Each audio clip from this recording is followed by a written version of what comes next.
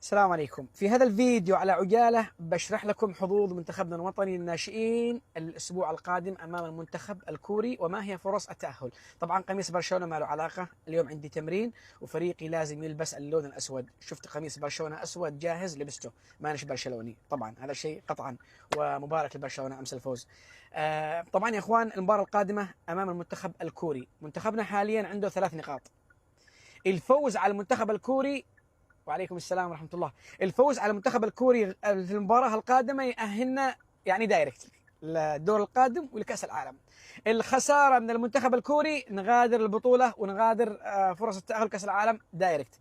يبقى الخيار الثالث اللي هو الأهم، في حال منتخبنا الوطني تعادل مع المنتخب الكوري، في هذه الحالة بننتظر هدية من المنتخب الإماراتي. وش الهدية؟